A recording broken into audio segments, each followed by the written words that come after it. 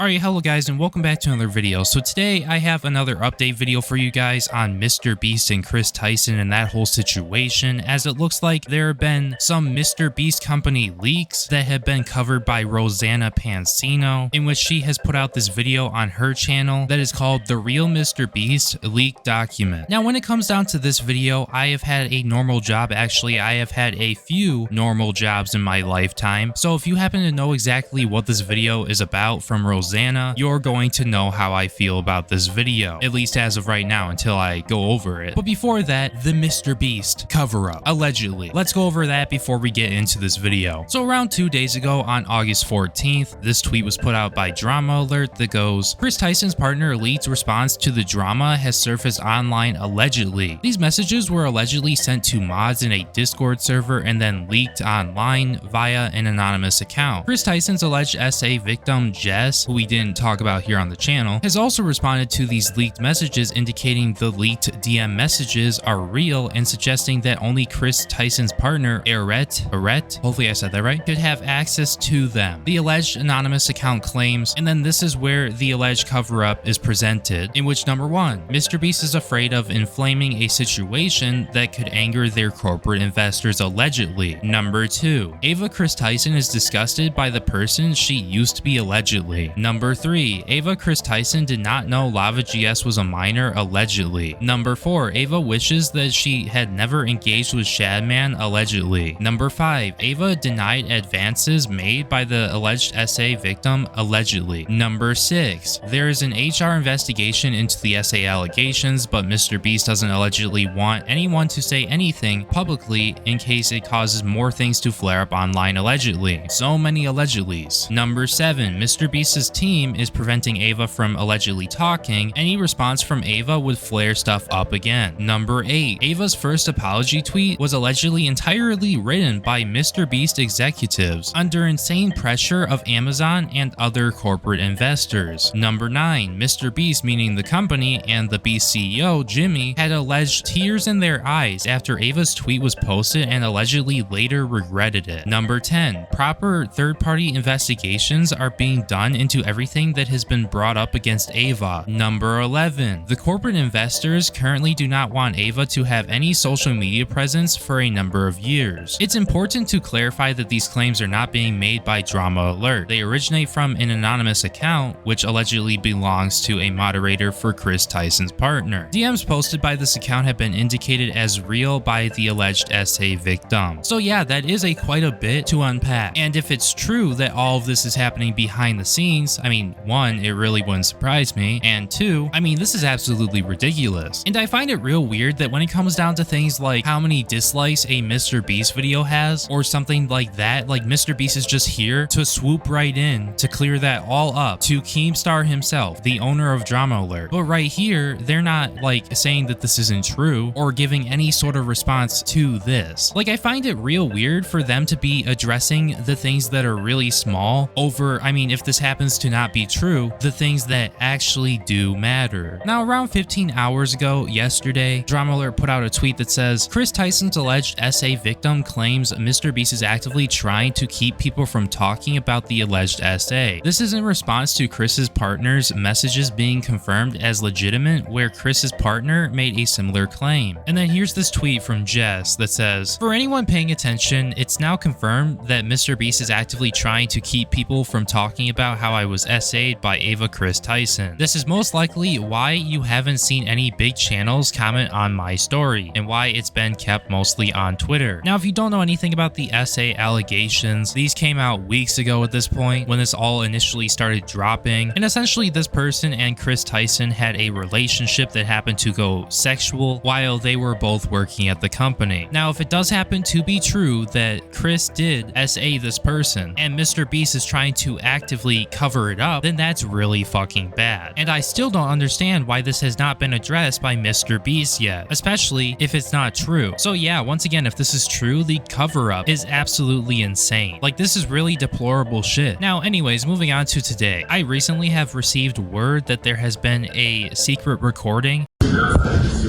not really that big. So still the prime channel, still the toys, that's what I'm interested in. These schools still making more or whatever. So what are our options? Is this legally considered defamation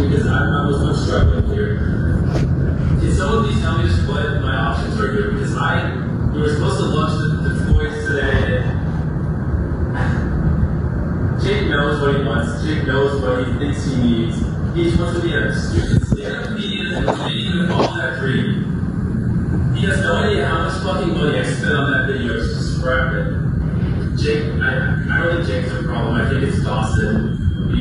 So yeah, that was the secret recording that we do have. Apparently Jake Weddle himself made a video about this 11 hours ago, and I just found it, just came across it, and Jake made a clickbait title saying I caught Jimmy in a secret recording, and it actually turns out it wasn't true. Because in this video, Jake admits to it being AI. So yeah, I mean, I guess it's just a nothing burger at this point. In this video that Jack Weddle made, he included in his video that Jimmy, MrBeast, had reached out to him after he saw Dogpack's video, and he said this: "Hey, I wanted to reach out and say I didn't mean to cause you mental stress with that video and I apologize. Clearly it had an effect on you. You mentioned you'd like to be paid out the rest of the prize money, the other $190,000, and I'd love to make things right with you. I have zero expectations of you mentioning me sending you this money publicly or taking down any videos. This is me just wanting to help out and make sure you're good. I just need to know if you still use the same bank account or not. I will send the money on Monday. I wish you the best." Now, I don't have any plans to play any of this video here on my video, but if you would like to go check it out, it's on his channel. But for time purposes, I'm just going to summarize what he said and what his reaction was to this. Jake Weddle essentially said something along the lines of he appreciates the personal apology and whatnot, but he still believes that MrBeast should come out and address everything and apologize for things, you know, which is exactly actually what I want him to do. I want him to come out and address everything at some point. And he also talks about how he understands that Jimmy is digesting everything that is being presented. Jake also mentions that he did have like a 3-hour long call with him and things were personally resolved. Now, anyways, moving away from this, I wanted to take a little bit of a look at Rosanna Pansino's video, her 24-minute long video, where she is apparently going over this leaked company document that essentially goes over like all of the expectations the company has for like new workers who are coming in, and I mean just workers in general. And before we start that video, I just wanted to say like this is honestly just like the most basic shit ever. I mean, if you have been to a job, like if you've ever worked a normal fucking job in your life, like I have, even if it's just like an entry-level thing, like these companies and these employers, they have things like this. They have like employee handbooks and like company policies and stuff like that. And despite everything that I've said about her in the past and how I feel about some situations that she's been in and how she's reacted, I can tell you right now, if this were literally anybody else being this way when it comes down to a document like this and saying it is somehow disgusting and that these are bad business practices, like I'm sorry man, you really make it seem like you have never worked a normal job in your life. And I'm really not even trying to be harsh here, but like bro, I remember for all of the jobs that I had, there would be like an orientation day, and what would happen during that day is you would learn a lot about the company and the workplace and you know how things are ran and how you're expected to behave and the policies of the company and whatnot. And with every job out there, at least in America, or most of them, this is how things are. They expect you, if you are working at a job and you're working for somebody and you want to secure that paycheck every week, every 2 weeks, once a month, whenever your paydays are going to be, like they expect you to at least be a good employee. And if you're not going to be a good employee and you're going to slack off and do no work, of course they're going to fire you or not like you. Now, I know I've been rambling for a little bit, but I feel like these are valid things to bring up here because Rosanna really makes it seem like in her video that these are like the most foreign concepts that are included in this expectations document that MrBeast made. This is an internal employee manual written by MrBeast Jimmy himself. I confirmed the legitimacy of this document with 2 former MrBeast employees.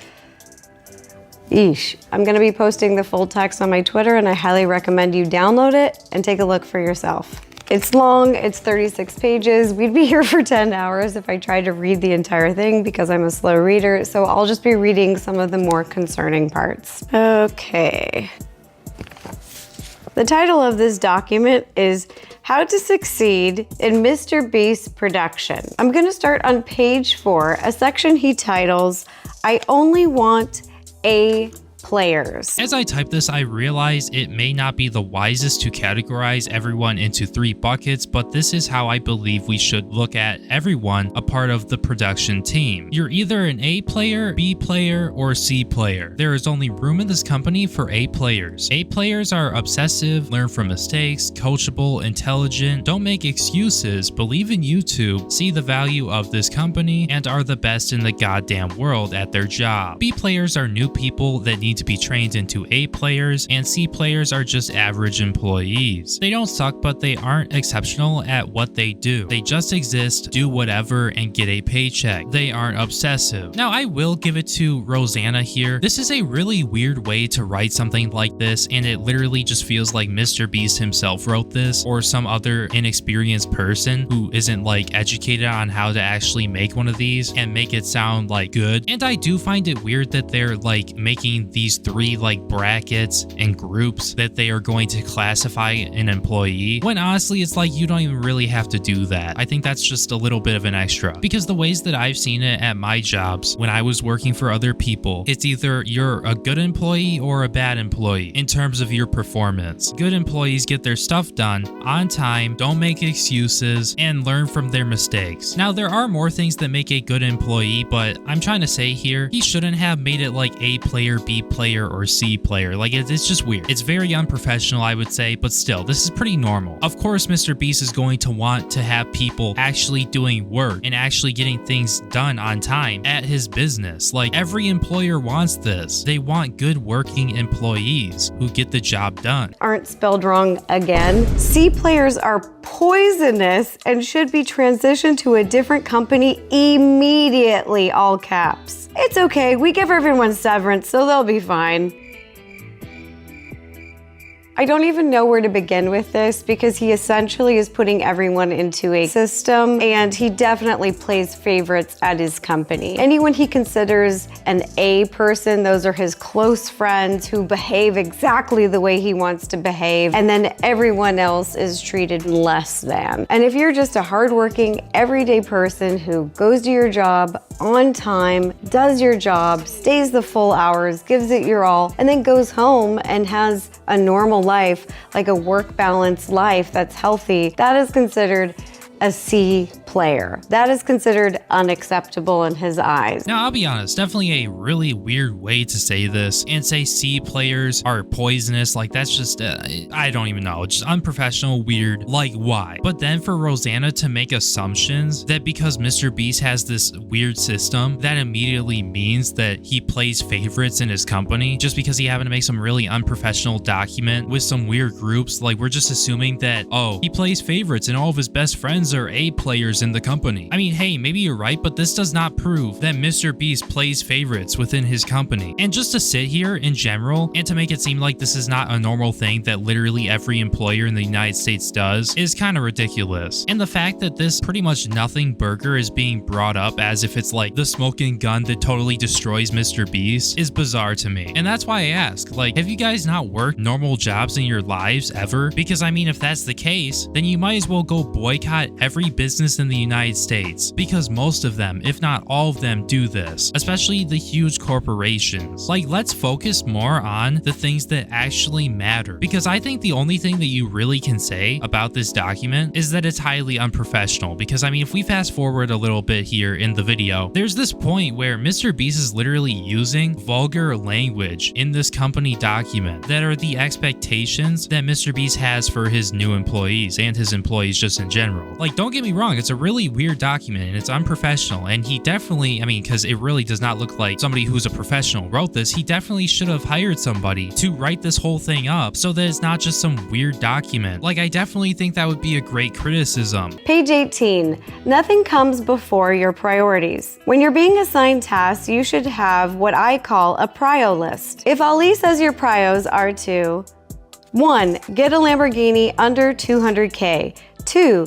Get it wrapped in anime characters. 3, make a custom steering wheel. Then nothing on this freaking planet is allowed to come between you and getting those priorities done. If the other team asks for your help and you spend 2 days helping them and fall behind on getting your Lamborghini secured, that's your fault.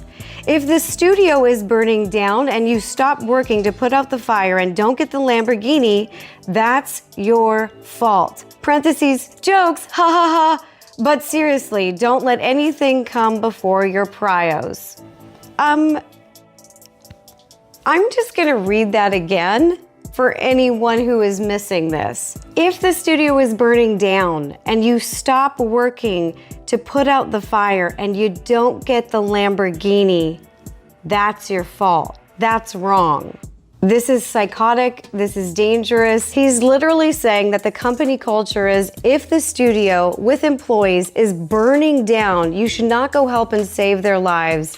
You should go wrap that car with anime characters. That is the #1 priority. This way of thinking is psychotic. This is dangerous. It is absolutely unacceptable. I'll be totally honest with you, the only thing I really have to do here is just put up this image up on the screen, because there's no way that you just didn't realize that that was a joke. He literally even said it was a joke. And how about instead of saying this is psychotic and this is dangerous and blowing things massively out of proportion, maybe you should just say it like how it is. It's a very unprofessional document, and I have no idea why. This is my opinion. I have no idea why there was a joke in the middle of this. Highly unprofessional. Would I call MrBeast like psychotic or like dangerous or like say that this is dangerous or whatever? No, I would not. That's grossly blowing it out of proportion to try and make MrBeast look bad. And it truly is sad, because there's no way in hell that Rosanna actually thinks this stuff. There just can't be any way. This has to be at least a troll, if anything, except it's not. Like, I'm really trying to hear Rosanna out here, but it's real hard to do that when we have somebody here who is blowing this shit out of proportion to the 10th degree because they don't like MrBeast and they love attention. No does not mean no. For the people out there who are saying he's not edgy anymore, he's learned, this document is pretty new and references some of his newer videos. He has not learned. This is who he is. So the title "No does not mean no" is a very obvious reference to essay. Instead of communicating in a professional manner, saying be persistent when you're producing or working, no does not mean no is the company culture of MrBeast. When dealing with people outside MrBeast Productions, never take no at face value. If we need a store to buy everything inside and you call the local Dollar Tree and the person that answers says, no, you can't film here, that literally doesn't mean shit.